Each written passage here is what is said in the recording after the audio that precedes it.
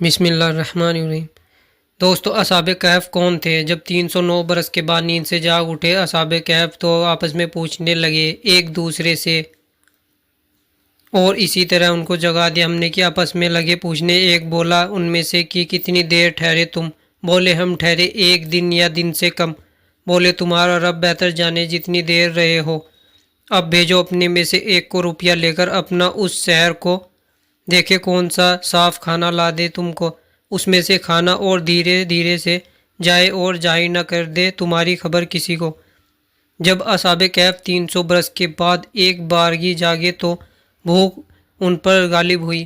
ان میں سے یملیکا کو شہر میں روٹی لانے کو نان بائی کی دکان میں بھیجا، اور وہ دینار دقیانوس کی مہر کا تھا۔ روٹی والے کو دیا۔ روٹی والے نے دیکھ کر پوچھا، یہ اے یارو، تم نے گڑا مال کہیں پایا ہے؟ کیونکہ اس دینار پر نام دقیانوس بادشاہ کا دیکھتا ہوں۔ اس کا زمانہ تو صدیوں پہلے گزرا ہے، وہ مر گیا۔ اب مجھے بھی اس کا حصہ دو، نہیں تو بادشاہ کے حضور میں تمہیں لے جاؤں گا، وہ دیکھتے ہی تم سے سب روپیہ چھین لے گا۔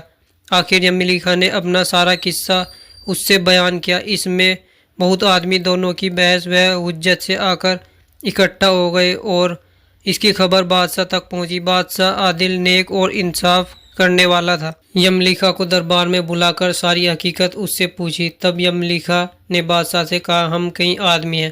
بادشاہ دقیانوس کے ظلم سے بھاگ کر فلاں پہاڑ کی کھو میں جا کر رہے۔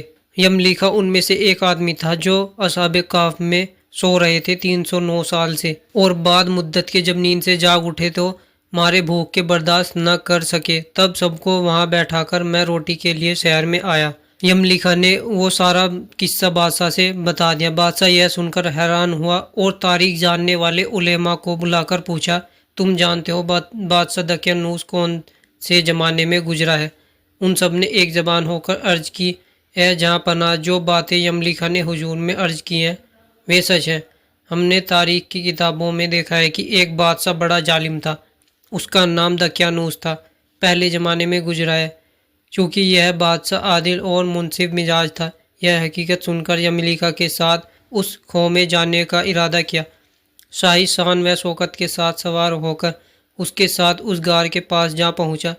تب یملیکا نے اس سے کہا کہ آپ اگر اس شان و دبدبے کے ساتھ ان کے پاس جائیں گے تو زیادہ گمان یہ ہے کہ وہ آپ کو دیکھ کر ڈریں گے اور چھپ جائیں گے، اور آپ سے کچھ بات چیت نہ کریں گے۔ مناسب ہے کہ آپ ذرا ٹھہریں، میں جا کر ان کو خبر دوں اور تسلی دوں کہ بادشاہ دقیانوس دنیا سے جا چکا ہے، اب مسلمان بادشاہ ہے، چلو شہر میں جائیں۔ دوستوں، یملیکا بادشاہ سے یہ کہہ کر غار میں چلا گیا اور سب احوال یہاں کا جو گزرا تھا ان سے بیان کیا۔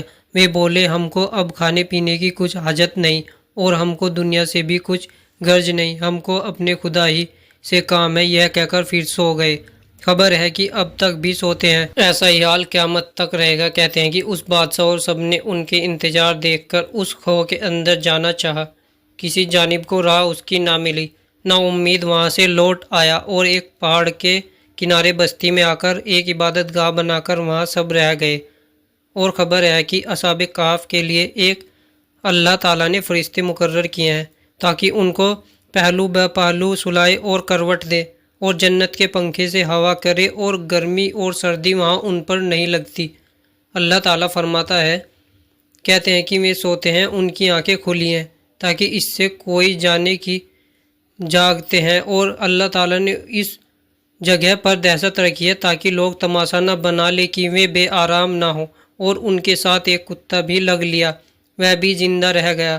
روایت یہ ہے کہ حضرت عیسیٰ علیہ السلام کے زمانے سے پہلے ہی اصحاب کہف اس کھو یعنی غار میں گھسے ہیں، اور بعض کہتے ہیں کہ حضرت عیسیٰ کے زمانے میں گھسے اور انجیل پر ایمان لائے تھے، لیکن اکثر کا قول یہ ہے کہ دین اور مذہب ان کا سوائے خدا کے کسی کو معلوم نہیں۔